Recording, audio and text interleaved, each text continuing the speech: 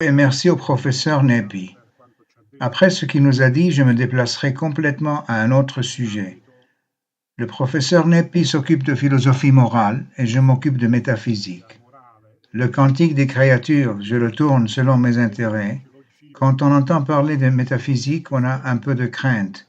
J'espère que ça peut être intéressant de voir l'interprétation du cantique du frère Soleil. J'utilise cette mention qui est la mention de l'édition critique dans la pensée de ce philosophe italien très particulier, pas très connu. J'avais préparé, justement parce qu'il n'est pas très connu, le rapport en partant d'un peu de biographie, un peu de présentation du système de Teodorico Moretti Costanzi, pour arriver ensuite au discours sur le chant. Mais le fait que le professeur Nepi soit venu dans cette conférence m'a obligé, et je l'en remercie, à synthétiser ce qui pour nous philosophes est un cadeau. J'ai dû modifier le PowerPoint des diapositives. J'ai dit commençons par le cœur, parce que Moretti Costanzi dit du cantique, et puis à partir de là, je vais voir si je peux en dire un peu sur son système. Quand ça viendra. J'ai donc préparé des PowerPoints de diapositives. J'espère qu'elles soient visibles. Oui, maintenant oui. Voyons si elles continuent. D'accord, merci. Tout d'abord, sur la vie de Teodorico Moretti Costanzi, je ne peux pas dire grand-chose. Il est né, il a vécu et il est mort aux alentours du lac Trasimène, près de la ville de Perugia, en Ombrie. Et d'après le double nom de famille qu'il avait, on peut voir qu'il était un noble de la tête aux pieds de la région d'Ombrie. Vous comprendrez alors l'accueil de la spiritualité et de la pensée de saint François d'Assise dans son système. Bien sûr, dans le monde de François d'Assise et dans une certaine mesure, dans le philosophe de François d'Assise, pensez-y, il fut baptisé au même baptistère que Marguerite de Cortone, la ville de Cortona qui se trouve en Ombrie aussi. Quand cette église s'effondrait, il amena le baptistère chez lui et le gardait chez lui. Ce baptistère était une relique, car l'église était en ruine, et dans ce sens, il était aussi lié à une tradition de saint de sa terre. Voici une image pour illustrer.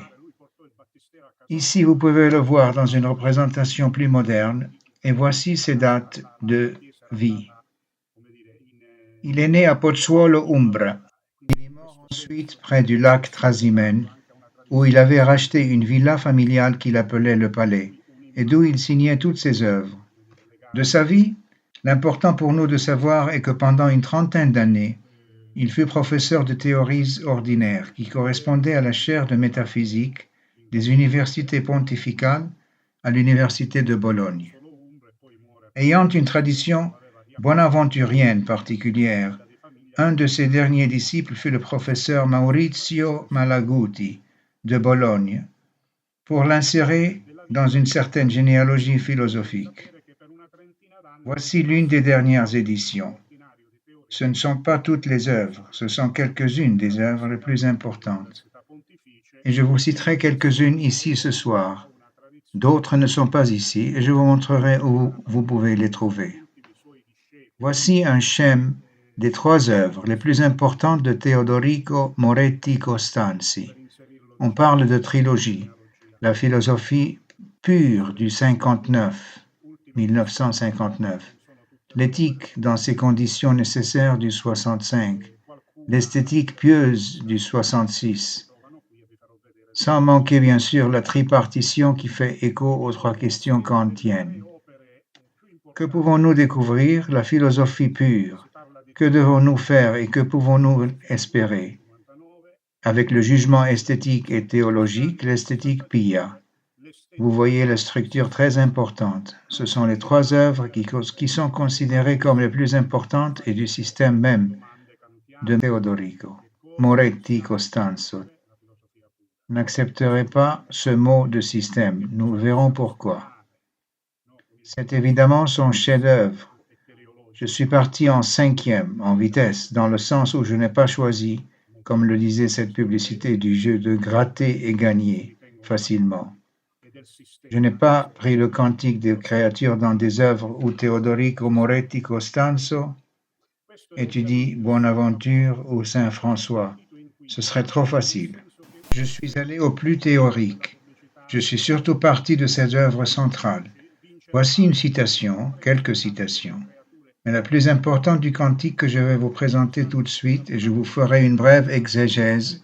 Ensuite, nous verrons la preuve de ce qu'il explique dans la philosophie pure, dans d'autres citations de deux autres œuvres.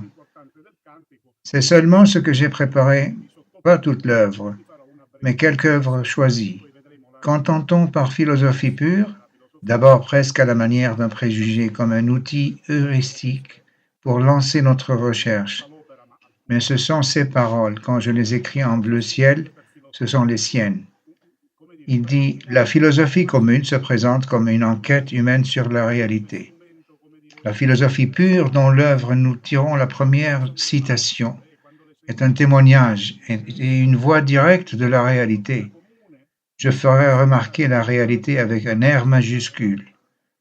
Nous commençons déjà à comprendre à quoi elle s'oriente, son ontologisme, cet organisme nécessaire que nous croyons être le principe, mais perçu presque directement dans la conscience, et ce serait la philosophie pure, pas la philosophie épistémique, mais la philosophie comme aspiration à la vérité, qui d'une certaine manière se donne aussi dans l'art, dans la religion et dans certains témoignages. Vous voyez les paramètres ici? Quand nous parlons d'ontologisme, la première grande dette de Teodorico Moretti Costanzi est envers Pantaleo Carabellese, qui l'appela à enseigner à l'université de la Sapienza de Rome. Il a commencé par l'esthétique, puis a fait de la philosophie théorique avec Pantaleo Carabellese. Celui-ci était son ontologisme critique, non religieux, un autre type d'ontologie, mais en restant entre philosophe épistémique et philosophie, que j'ai appelé dernièrement en lisant et en réfléchissant sur la vérité. Grâce au professeur Bizzozero, philosophie extra-philosophique, hors de l'épistème, hors de leur statut propre et de la méthode de la philosophie, cette vieille aspiration des présocratiques à la sagesse. Et là, je ferai référence à ces deux façons d'appeler ce savoir philosophie dans la tradition médiévale à l'école serme scienze, serme science et serme des savoirs. Deux façons de rendre des comptes et de s'assurer de la vérité. Deux façons différentes de ce sermo sapiense, sermo savoir. Nous dirons quelque chose parce que Bonaventure s'attarde sur ce sujet précisément dans la distinction avec le sermo scienze, sermo science. Venons-en à la première citation, la plus importante. Je vais tenter de commenter cette citation. La philosophie pure de Teodorico Moretti Costanzo. Nous en arrivons au 4e chapitre, la lettre D. Le 4e chapitre traite de la vérité, de la philosophie pure et sa critique du paragraphe D, la découverte perpétuelle de la philosophie pure comme aperçu de l'être du conscience de Dieu, le monde et Dieu. Il explique les philosophies mystiques chrétiens qui, à des effets théologiques, utilisèrent le verbe pour voir avec plus de clarité. Ne manquèrent pas d'élever à ce niveau les autres sens et de les rendre tous dans une seule expérience savoureuse, égaux, témoins de Dieu, du Dieu présent. D'ailleurs, le Dieu présent ou le maximum de Saint Anselmo fut repéré et confirmé par Alexandre d'Alès et Bonaventure, était surtout celui du Cantique des créatures, atteint par le monde parce qu'atteint toute âme. Et dans son style redondant, mais très dense, il doit être expliqué dans le sens d'enlever des plis qui les rendent très complexes. Il parle de mystique chrétien par rapport au voir qui est critiqué ici, et celui de Plotino, Plotin. Un peu plus tôt, il a traité de la philosophie de Plotin. Il est évidemment un auteur très important dans le paysage des études de Teodorico Moretti Costanzi. Maintenant, selon Federico Moretti Costanzo, Plotin est encore trop lié à voir que nous trouvons comme le sens le plus important dans la métaphysique d'Aristote. Voir, la contemplation et ainsi passe dans certains sens dans saint Thomas d'Aquin, alors que dans Bonaventure, par exemple, le sens le plus important serait le toucher, cette expérience franciscaine de contact, d'être immergé dans le monde plus que la contemplatio, la vistata de saint Thomas, le voir, la contemplation et le voir. Il dit que les philosophes mystiques chrétiens l'ont justement utilisé, l'ont transformé, faisant en sorte que cette contemplation embrasse tous les sens et même se déplace sur le plan de la saveur, du goût, du ressenti, du sentiment, avec les papilles gustatives d'où vient la sagesse. Sauveur, saveur, saveur. Ici, pour ceux qui lisent les écrits de saint François, il sait que dans la première admonition, le verbe voir a un rôle important, mais dans le sens spécifié ici, c'est-à-dire de contemplation du symbole du sacrement qui me lie à Dieu. Le fait de voir François dans l'Eucharistie est l'expérience que je fais dans la première admonition de l'Eucharistie, de la célébration liturgique, où je suis pleinement immergé dans le mystère. C'est ça le sens. Ici, je vous renvoie à l'étude du père César Vaini sur le voir dans la première admonition de saint François. Dommage que Teodorico Moretti Costanzi n'ait devant lui que le cantique des créatures. Ensuite, sur cette expérience savoureuse, il y a une définition de la sagesse de Bonaventure de Bagnoregio, un village toujours près de l'Ombrie. J'ai évité de vous la copier parce que sinon nous n'en finirons plus et nous ferons tard. Que nous trouvons dans le troisième commentaire des arrêts de Pietro Lombardo, où il dit Saint Bonaventure, quatrièmement mode dicitus sapienza magis proprie et sic nominatione cognizione dei experimentali, ce qui veut dire de la manière appelée sagesse plus proprement, et donc le nom de la connaissance expérimentale. Cette phrase sera prise par Gerson et sera la définition traditionnelle de la mystique à laquelle nous revenons continuellement dans l'étude de l'histoire de la mystique.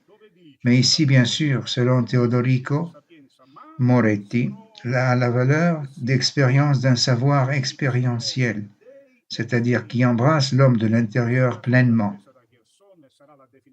Je dois utiliser un mot important pour Teodorico Moretti. La conscience, là où je suis présent, j'embrasse le monde où je suis présent d'une manière particulière. Cette dette à Bonaventure se reproduira dans plusieurs œuvres de Teodorico Moretti Costanzi. Témoin du Dieu présent. Le Dieu présent est ici brièvement appelé comme le maximum. Bien sûr, l'italique de Moretti constate à lui-même le maximum de saint Anselme. Alors ce maximum de saint Anselme renvoie à la notion de Dieu, ce dont on ne peut pas penser, le major que nous trouvons dans Brosolio 2, comme nous le savons tous. Si c'est ce que vous ne pouvez pas penser, le plus grand est le maximum. Et en un sens, le maximum ne peut pas être ne pas être. Mais ce maximum, dit-on, y est aperçu et confirmé par Alexandre d'Alès et Bonaventure. Mais c'était surtout celui du cantique des créatures. Vous voyez qu'il y a un dépassement du cantique des créatures par rapport à repérer, à faire le maximum de saint Anselme. Juste avant de continuer, je dois dire la dernière chose à propos de l'âme entière. Je voudrais rappeler le rôle du sujet d'Anselmo dans la soi-disant école franciscaine.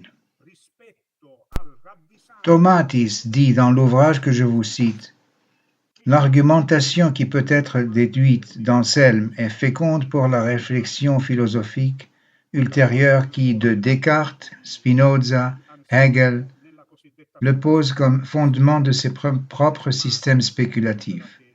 En revanche, la théologie, à l'exception de l'école franciscaine, qui repense Augustin et Anselme, c'est-à-dire Alexandre d'Alles, Bonaventure de Bagnoregio, d'un Scotto et de quelques autres, dont Barth en 1900, la théologie, dit-il, a malheureusement suivi le refus que Thomas d'Aquin a fait de cette démonstration. Ceci en résumé avec Tomatis, pour comprendre le rôle de l'argument d'Anselmo dans la tradition franciscaine que Teodorico Moretti Costanzi a bien présenté ici, parce qu'il dit qu'il a aperçu et confirmé par Alexandre d'Ales et Bonaventure la ligne parisienne de l'école franciscaine. Ces auteurs sont cités ici. Je veux rappeler dans cette diapositive les auteurs et les philosophes auxquels Teodorico Moretti Costanzi consacre une ou plusieurs monographies. Ça commence avec Schopenhauer, Spinoza évidemment, interprété Lèpre de Dieu avec Novalis, Lèpre de Dieu, puis Platon, puis Heidegger. Je les mets dans l'ordre de sortie. Et puis Anselmo, bien sûr. Parlons de Nietzsche. Nietzsche consacre au moins 3 monographies, en particulier à Zarathustra et au personnage de Zarathustra. En ce sens, je me permets de dire que même le choix du titre du cantique du frère Soleil renvoie à la prière de Zarathustra qui ouvre Zarathustra. Bien sûr, c'est une interprétation très positive que nous donne Teodorico Moretti Costanzi. En fait, le surhomme est Saint François d'Assise, c'est-à-dire que le super-homme est celui qui surpasse le Dieu, l'Apolliné pour la Dionysiaque. Grand débiteur de cette œuvre de Nietzsche. Ensuite, bien sûr, Plotino, que je citais tout à l'heure. Bonaventure consacre plusieurs œuvres à la fin et ces dernières années dira que son système n'est que le bonaventurisme. Il s'identifiera même pleinement à la doctrine bonaventurienne. Et bien sûr, Augustin est l'un des derniers auteurs étudiés. Et Thomas, vous voyez, il n'est pas très sympathique avec certaines choses, avec le discours conceptuel. Voici quelques auteurs mineurs dont Teodorico Moretti Costanzo a-t-il dédié une monographie. Michel Stadler, Township. Il y a une certaine primauté de l'éthique, fouillée dans ce discours de la conscience. Puis Bernardino Varisco, Pantaleo Carabellese, qui était presque directement son maître, et Carmelo Ottaviano, ces auteurs aussi de l'ordre. Je souligne ici ces deux-là parce que ces deux, Bernardino Varisco et Carabellese, sont la tradition du XIXe siècle de l'ontologisme. Ce sont deux types d'ontologisme différents et l'on trouve dans cette ligne l'ontologisme de notre Teodorico Moretti Costanzi. Ici, la dernière chose que je voudrais dire sur ce morceau est cette âme pleine. Qu'est-ce que cela signifie? Toute âme. Il a ce double sens. Pour comprendre le cantique des créatures nous permet et aussi de comprendre ce qu'il entend par philosophie pure. Teodorico Moretti Costanzo, c'est-à-dire un monde atteint dans sa totalité avec la totalité de l'âme. Le tota a parfois une double signification. C'est tout le sujet et l'objet, pour employer des termes que vous ne devriez pas employer dans le système de Teodorico Moretti Costanzo. Tota. Tota indique la plénitude de la conscience, mais aussi la plénitude de ce qui embrasse la conscience. Tout à l'heure, nous avions mentionné le monde, le moi et Dieu. Ces trois-là. Il y a un écho de ce que Platon appelait la totalité. Platon disait que celui qui voit l'ensemble est philosophe. Qui non, ne l'est pas. Bien sûr, cela signifie que le monde entier est plus Dieu, ou plutôt Dieu dans le monde. Voici tota. Tota âme indique ceci. Allons à l'interprétation du cantique de saint François d'Assise. qui nous présente un meilleur argument que celui de saint Anselme. En fait, il est surtout au sommet. Pourquoi? Dans le cantique, on embrasse d'abord la conscience de François, qui est tout là dans le cantique, et puis dans c'est tout embrasse lui-même, Dieu et les créatures en même temps. Il respecte pleinement cette conscience d'être entière que notre Teodorico appelle justement la philosophie pure. Il y a un autre mérite du Cantique des créatures, selon une citation d'une interview que notre Teodorico Moretti Costanzi a accordée au programme télévisif Jesus dans les années 92. La beauté vaut plus que la métaphysique. Dans cette conscience, j'ai une expérience de la vérité qui est supérieure à celle que la métaphysique a fait à travers les concepts, à travers l'épistème aristotélicien, parce qu'elle est là. Elle est là. Une autre citation, une telle conscience théologiquement mûre savait en effet comme jamais que le principe du tout ne peut pas se révéler autrement que dans la consécration de tout le moi, et que de cette totalité qui en elle-même exige tout le ressenti, le monde est exigé de la même façon. Voici le cantique des créatures, le monde est là, tout est demandé, parce que c'est de là que je commence. C'est le sens qui parvient à lire le cantique des créatures qui se présente à ce stade comme la meilleure version de l'argument d'Anselmo, c'est-à-dire elle existe ici.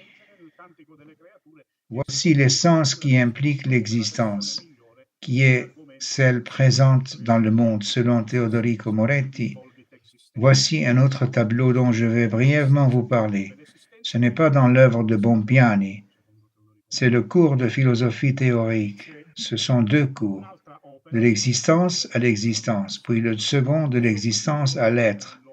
Il s'agit du premier cours de philosophie théorique ordinaire qu'il donne à l'Université de Bologne, après avoir obtenu sa chaire. Un des cours les plus importants antérieurs avant ça, à l'élaboration de la philosophie pure. Remarquez le titre ayant l'existence. Nous devons arriver à l'être et ensuite de l'être. Nous comprenons que l'existence aussi vient. Au lieu de cela, il est transformé en platonisme d'être à exister. Ensuite, seulement de l'existence, nous pouvons revenir à être. Vous voyez un peu et vous comprenez ce que nous dirons de la structure platonique d'exitus redditus. Je renvoie ici par exemple à Bayer-Walter, à l'explication qu'il donne sur ce platonisme.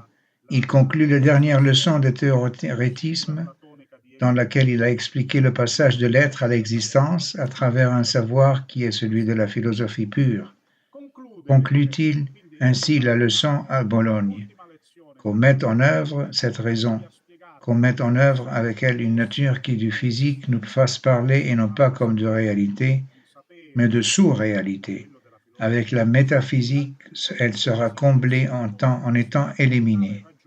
En d'autres termes, instituer le verbe franciscain comme logo, qui est l'être du monde de saint François, et cette seule réalité, cela sera la vraie ontologie. Ce terme est également très dense.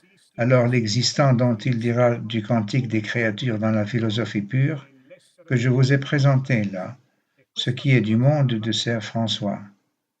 Embrassé de toute son âme, de toute sa conscience et qui comprend à la fois l'être du principe de l'existant et l'existence de ce qui n'est pas du contingent, embrassé en un seul. Ce sera la vraie ontologie. Je fais remarquer un passage qui rend aussi l'idée de comment il devait être exprimé aussi à l'intérieur de l'Église, équivoque la philosophie de Teodorico Moretti Costanzi. Alors la métaphysique qui s'est développée à partir de l'épistème aristotélicien, comme nous le rappelait le professeur Nepi avec Enrico Berti, cette tradition, la métaphysique sera satisfaite, c'est-à-dire qu'elle arrive enfin au transcendant. On arrive en étant éliminé sans l'épistème. Vous voyez la fin, c'est-à-dire que la métaphysique se réalise en disparaissant, c'est-à-dire en laissant la place non pas au procédé conceptuel qu'elle représente, mais plutôt à cet apparaître plein dans la conscience de naître, de l'existence et de l'existence de l'être. Avec cela, il conclut par l'honneur de l'être du monde de saint François, un rappel explicite au cantique avec ses leçons de philosophie théorique. Une autre citation que je prends de la révélation philosophique est la dernière œuvre dont je vous rappelle dont je me suis occupé. Sinon, on se perdait. Mais bien sûr, nous comprenons que saint François a un rôle de premier plan dans cette philosophie de Teodorico Moretti Costanzo. En étudiant cette œuvre des années 82, nous arrivons à la fin du siècle dernier. En étudiant l'applaudissement au créateur des étoiles dans saint Augustin et dans Plotin, il met encore en jeu le cantique du frère Soleil pour marquer une ligne de démarcation.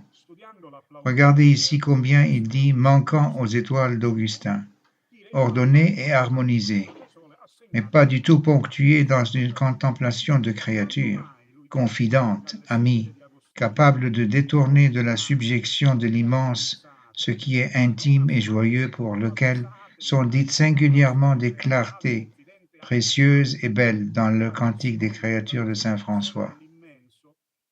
Vous voyez ici qu'il vous montre comment saint François, dans le cantique, embrasse l'organisme contingent, est embrassé par l'immensité, l'infinité de Dieu qui se manifeste dans le ciel étoilé.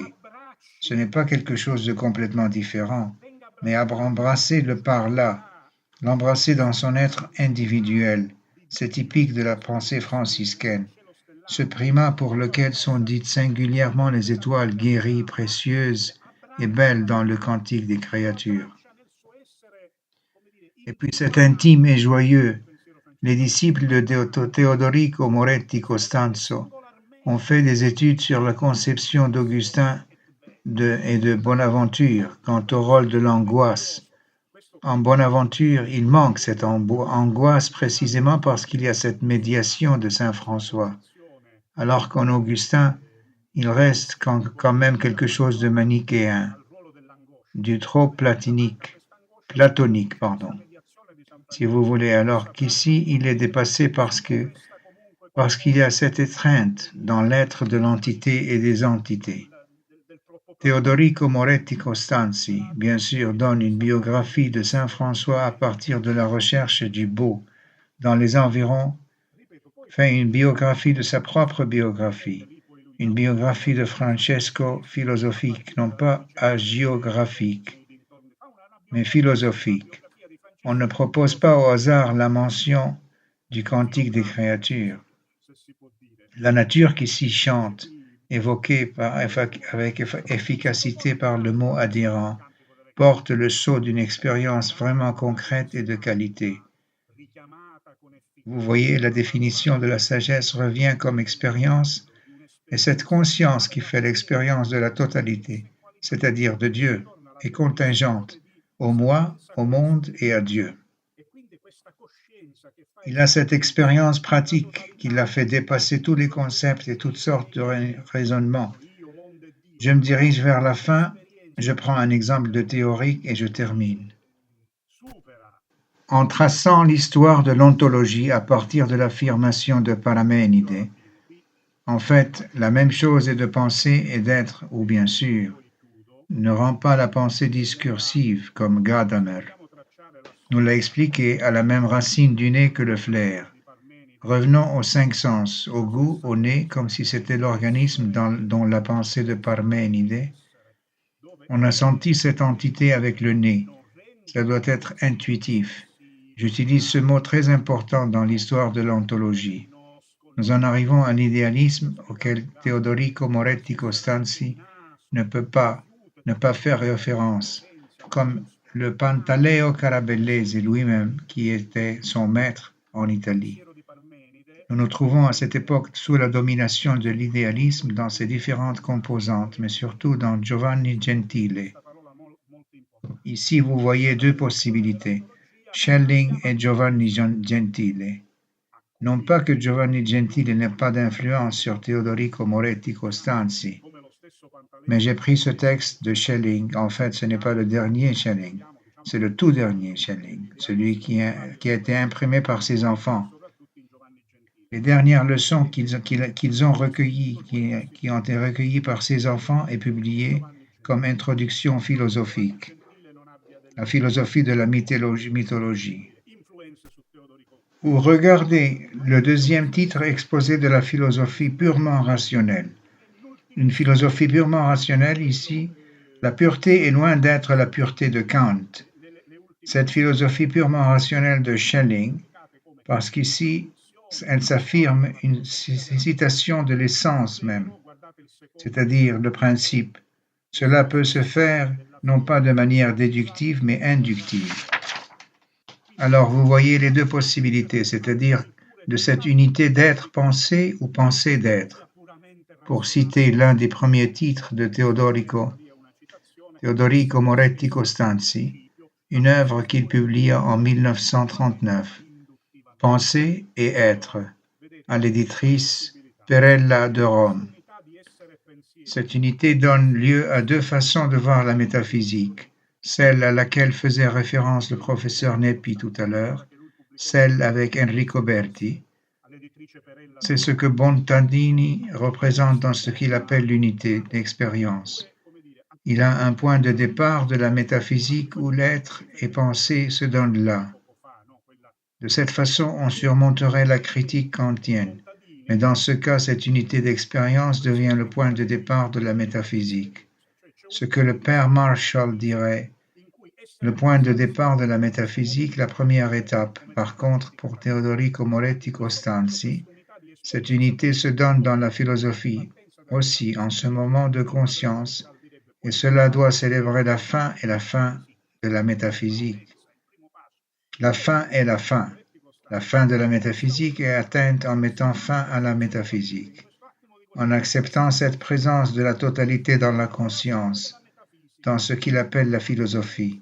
Pour en revenir à la pensée franciscaine et terminer avec cette diapo, on pourrait dire, et bien sûr, au Cantique des créatures, on pourrait dire synthétiquement en Bonaventure, Deus summe connaissibilis, Dieu très connaissable, car dans le cantique du frère Soleil, Dieu a été avant tout summe sensibilis et summa pulchritudo, très sensible et très beau.